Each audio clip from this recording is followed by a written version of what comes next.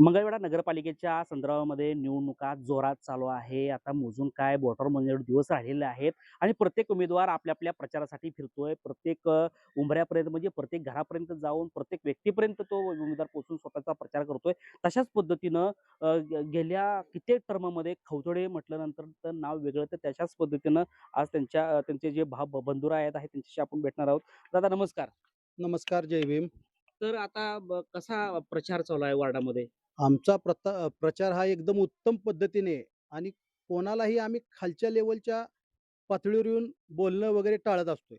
आणि येथील भीमनगरमधील जे मतदार आहेत, सुज्ञ मतदार, त्यांचा प्रतिसाद हा 100% आम्हाला आहे आणि 100% हा समाज, येथील मतदार हे 100% प्रवीण विजय खवतोडे यांच्या पाठीशी खंबीरपणे उभे आहेत. समोरचे व्यक्ती काय बोलतात किंवा आमच्यावर काय टीका करतात, त्यांना आम्ही उत्तरही द्यायची आमची इच्छा नसते.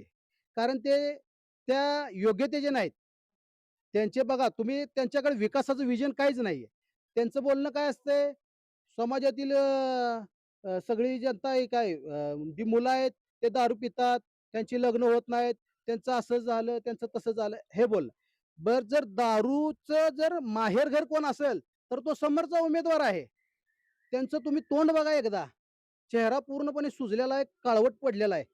आता आपल्याला एवढं कळतं, की एखाद्याचा चेहरा काळा का पडतो आणि त्यांची जी टीम आहे, जे स्वतःला तथाकथित समाजसेवक किंवा बोंधू समाजसेवक म्हणतो मी त्यांना. त्यांच्याकडे तुम्ही एकदा बघा. जेवढे त्यांचे प्रचारक आहेत, दारू पिऊन फुल्ल असतात. प्रचार करतानाही दारू पिऊन फुल्ल असतात. आता ते कुठं प्रचाराला जातात, एका चांगल्या म्हणजे एरियात कुठे गेले, इकडे ते गेले, म्हणजे एखाद्या मतदाराच्या दारात गेले, तर तिथं हुल्लडबाजी करतात, आरडाओरडा करतात. ही प्रचाराची कोणती पद्धत आहे? प्रचार करताना आपण उमेदवार आहे, उमेदवारानं कसं नमतं घेतलं पाहिजे, विनम्रपणे एखाद्या मतदाराला आपण आपण किती चांगला आहे, हे आपण पटवून दिलं पाहिजे. आपण हे सांगत बसायचं नाही, की आमच्या समाजातील मुलांची लग्न होत नाहीत. हा कोणत्या प्रकारचा हा म्हणजे एखाद्या समाजाला तुम्ही बदनाम करत आहात का? तुम्हाला मतं मिळावे, तुम्ही तुमचं विजन सांगा.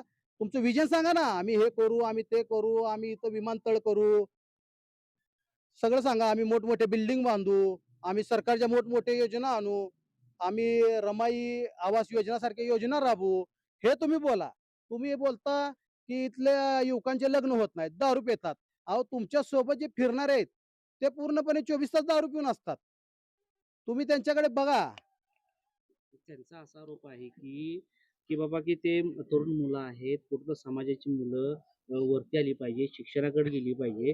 परंतु सोबत घेऊन 4 पैसे देऊन व्यसनाच्या आहारी चालले, तर ते कुठेतरी थांबलं पाहिजे, असं त्यांचं मत आहे. मग ह्यासाठी ना पूर्ण भीमनगरनं बघितलेलं आहे. 2023 सन 14 एप्रिल आमच्या मंडळाच्या मंडपामध्ये हेच उमेदवार दारू पिऊन दारूच्या बॉटल ह्या बाबासाहेबाच्या पुतळ्यासमोर दारू त्यांनी उडवली.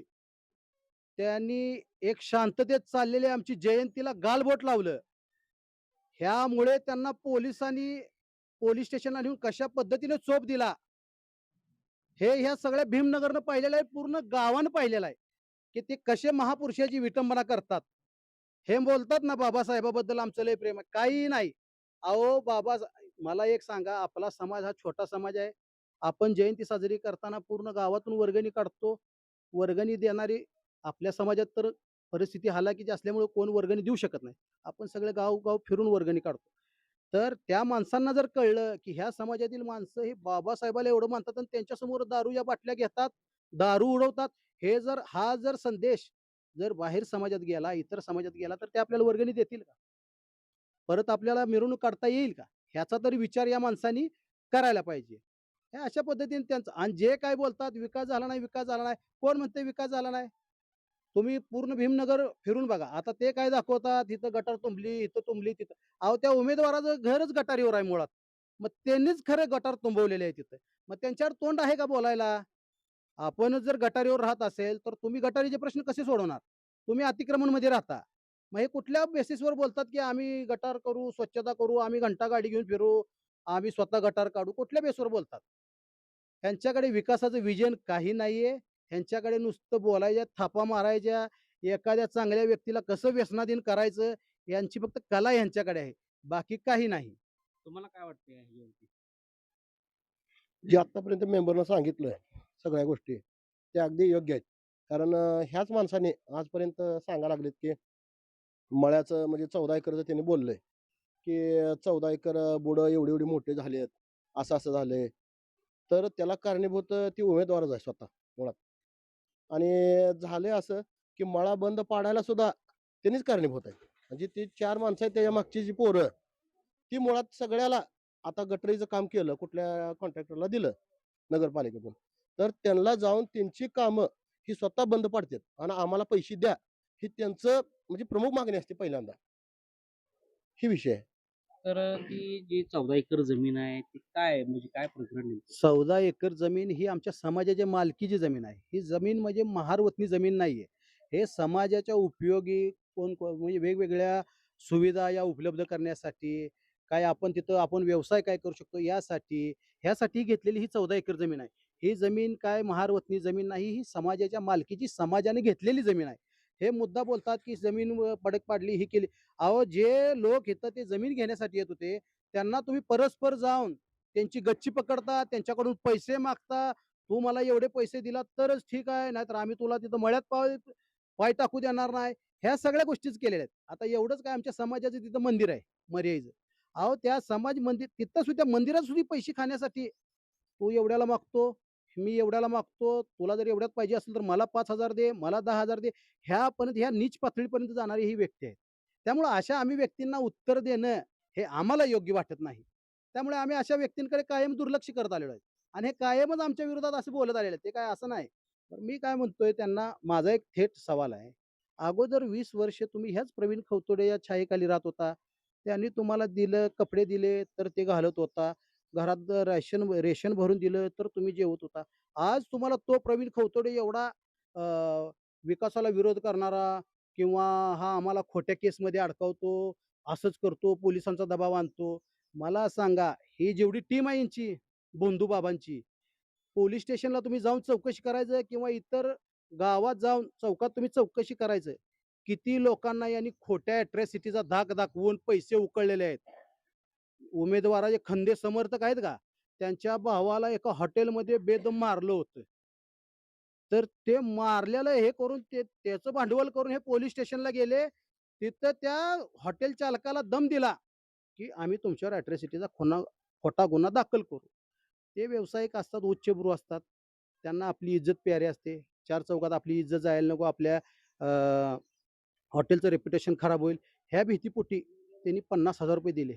ते आमच्या समोरच दिले त्यांनी. तुम्ही त्या हॉटेल व्यावसायिकाला तुम्ही म्हणाल तेव्हा आम्ही तुम्हाला समोर आणतो. हॉटेल व्यावसायिकाला तुम्ही विचारा, यांनी खोट्या अॅट्रॉसिटीचा गुन्हा दाखल करतो ही भीती दाखवून त्यांच्याकडून 50,000 घेतले का नाही? आणि त्या 50,000तून आपल्या दुकानाचा सेटअप उभा केला का नाही? हे तुमचं तुम्ही बघा. त्या पलीकडे आम्ही अजून काय बोलू शकतो? आम्ही या नीच पातळीवर जाणारे आम्ही लोक नाही. माझे वडील 85 पासून इथं नगरसेवक आहेत. माझे चुलत बंधू धनाजी खवतोडे 10 वर्ष इथं नगरसेवक होते, नगराध्यक्ष होते. माझे माझे बंधू प्रवीण खवतोडे जे आता जे उमेदवार आहेत ते 10 वर्ष नगरसेवक होते. माझी आई 5 वर्ष नगरसेवक आहे. तुम्ही गावात कुठेही जावा, कुठेही चौकशी करा. एकाही व्यक्तीने जर बोललं, की खवतोडेच्या घराण्यांनी कधी खोटी अॅट्रॉसिटी करायला लावली किंवा खोटे गुन्हे दाखल करायला लावले, कोणालाही विचारा तुम्ही. एकानं जरी म्हणलं, तर आम्ही तुम्ही जिथं येईल तिथं तुमची माफी मागायला तयार आहे. आम्ही पहिल्यांदा आमचा स्वभाव एकच आहे. जरी भांडणं झाली 2 समाजात, तर आम्ही पहिल्यांदा आमच्या समाजवाल्यांना आवरत असतोय. मग समोरच्याला आम्ही बोलत असतो, "बाबा आपल्याला नको असं, आपलं गाव छोटं आहे, आपल्याला एकाच गावात राहायचं आहे." एवढे आम्ही बांधिलकीने राहिलेलो आहे. तर ह्या माणसांमुळं आज समाजात तेढ झालेली आहे. आज समाजात एवढं वितुष्ट निर्माण झालं, ह्या एक 4-5 जणांमुळे. जे बाहेरनं आलेले स्थायिक आहेत तिथं, जे इथले प्रॉपर नाहीयेत. स्थायिक म्हणजे ते इंग्रजासारखं व्यापारी म्हणून आले, राज्यकर्ते बनले. अशातली ही आज म्हण खरी होत आहे. कोण स्थायिक कोण आहे असं वाटतं तुम्हाला? तो जो आहे ना, गाडे जे म्हणजे काय त्या वंचित बहुजन आघाडीचे अध्यक्ष ते, ते प्रॉपर इथले नाहीत. ते बाहेरच्या तालुक्यातनं कुठं आले तर काय त्याचा शोध सुद्धा लागणार नाही. एवढ्या लांबच्या गावानं आलेले आहेत. बहुतेक पंढरपूर तालुक्यातले कुठले तर आहेत. आम्हाला त्यांचं ॲक्चुअली गाव पण माहीत नाही. तिथून इथं स्थायिक व्हायसाठी आले, आपली उदरनिर्वाह करण्यासाठी परिवाराचा आणि ते इथं राज्यकर्ते होण्याचा प्रयत्न करत आहेत. पण समाज हा एवढा वेडा नाही किंवा भोळा नाही. ह्यांच्यासारख्या ह्यांच्या भोलतापाला बळी पडेल. समाज 20 तारखेला मतदान उत्स्फूर्तपणे करेल आणि 21 तारखेला यांच्या तोंडावर उत्तर देईल आणि ते गुलालानं उत्तर देईल एवढं त्यांना चॅलेंज आहे आमचं.